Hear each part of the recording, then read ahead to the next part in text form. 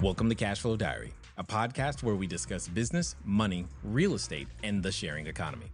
As a full-time real estate investor, entrepreneur, and all-around problem solver, I have had the privilege of developing individuals into powerful business owners. And today, the focus turns towards you.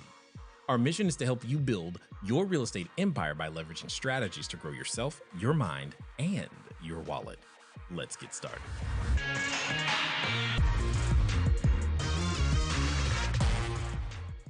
I want to make sure that you understand the connection between everything that you do when you're building your business and why we do what we do here, the way we do what we do here, and how you, by implementing, are indeed building your defense and offense simultaneously in the game of money. I have a question. The difference between paper gold and actual gold, what is the difference? When you mean what I think I know. I don't want to make any inferences. What do you mean when you say paper gold? What do you think you mean when you say paper?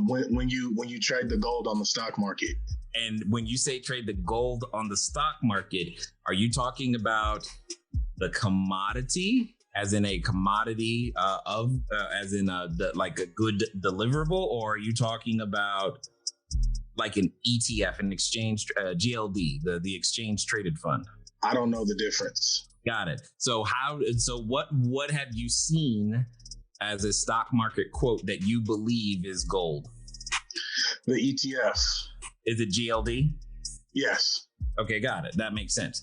So, and thank you for asking this question because it's really important here. Remember, on the stock market, what you are purchasing or investing in and trading or whatnot, specifically in this case with the exchange traded funds, is that you're exchanging an interest into, for all intents and purposes, let's call it a company that has and says, keyword says, they hold X number of ounces, bars, etc. of gold. What you own, or your IRA or whatever owns, is the interest in the company that holds the asset, not the asset. You hear that distinction? Yep.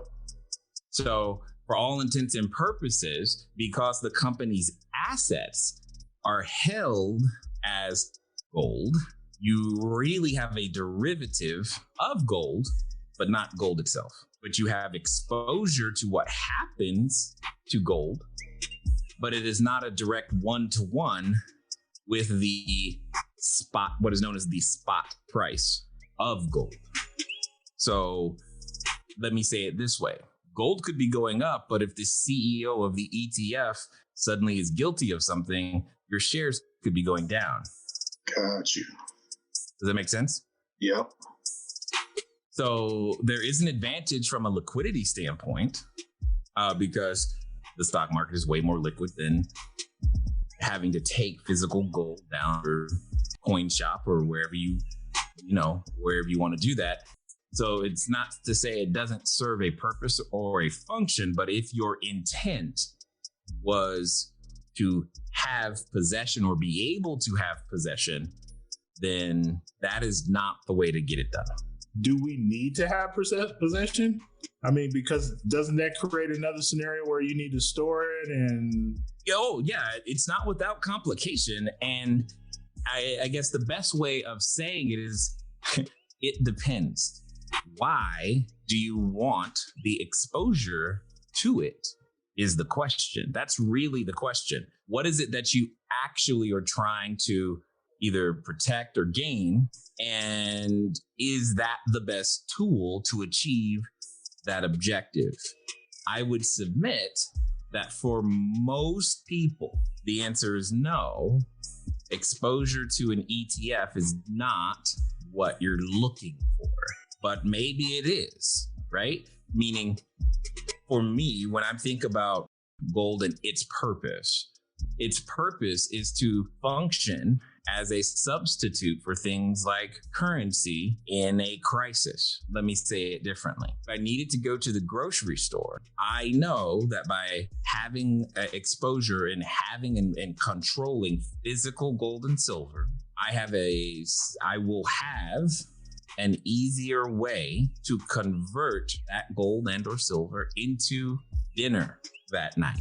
If I had the ETF, I don't know that I have the ability to do so now, because now it is dependent on things like the time it takes for a transaction to close inside the stock market, which right now is still T+3, meaning I could say, hey, sell it today, but I'm not receiving the soonest I'm actually receiving money without a margin account. That is, the soonest I'm receiving money is 3 days from now.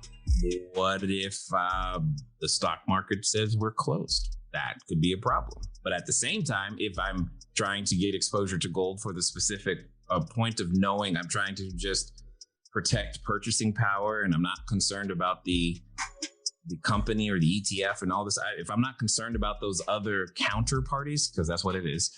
If I'm not concerned about the other counterparties involved in the transaction, and I'm just parking some money to then maybe increase in value, etc. And because that's what I'm thinking. I'm just trying to think as measured in dollars, it will increase so that when I do need it, it'll be there, years from now or whatever. Then that may serve the purpose. It's hard to answer. Do you need it? Because the need is relative to the reason you're doing it in the first place. So, in my case, yes, that's what I'm only physical. So can you show us at some point? Because I've seen videos with Robert Kiyosaki where he has the actual coins or bars that he owns, like he has them there in the video, and he's showing us, right? I can drink some silver. Give me 1 second. Let me go get it. So what I was going to say is I mean, for my part, and I'm sure this probably applies to others, we need to know where to go get that. Yeah. We're definitely. If I had some money for every time I have been asked that question these last 7 days by one of you guys. Man, all y'all been asking that one question, so I guess we got to tackle that today. But yeah, so I will almost always have somewhere nearby a way to get to simple precious metals, because you just don't know what you just don't know, right? And it serves as a quick means to be able to get to the whatever that next step may be. So I know that with what I'm holding in my hands, this is enough to get me transportation to where I need to go, so that I can then be safe if need be. And that now it's not going to do much more than that, because again, like you were talking about, you got to store it, you got this, you got all that, you got all those extra concerns. Absolutely. So you do have to come up with a plan and strategy of how am I going to protect and store and keep safe certain things, like, yes, your silver, your gold. And because again, here's another reason, and this is the fundamental reason. This is what Mike Maloney's entire thesis is. If you trust your government, so whether for those of you from Australia, Denmark, that's where I'm going all places, if you trust your government to handle the currency properly, then you don't need to do anything. But if you don't, then the recommendation is to save. Like if you were going to save something, it is better for you to save, honestly, almost anything that's not perishable, but over the actual currency in and of itself. And because I'm gonna guess when I bought this, silver was, I'm gonna say $15 is my guess, but I don't remember. $15 US at the time per ounce. But this, and at that time, for all intents and purposes, I could get an Uber ride that would take me a good 10, 20, 30 miles. I don't know what silver is per ounce right now today, but I do know it's the more $26. How much is it? 26. Which will still get me an Uber ride to where I need to go if that's what it comes to. If that makes sense? So I can still get the same amount of goods and services, is my point, with what I exchanged for.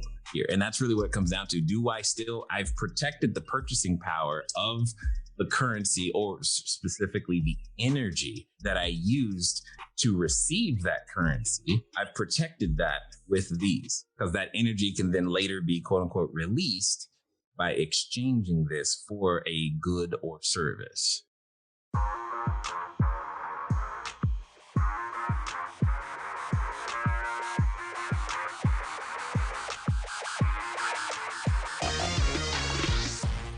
Thank you for tuning in to the Cashflow Diary podcast. If you enjoyed this episode and you'd like to help support the podcast, please subscribe, share with a friend, and leave a rating and a review.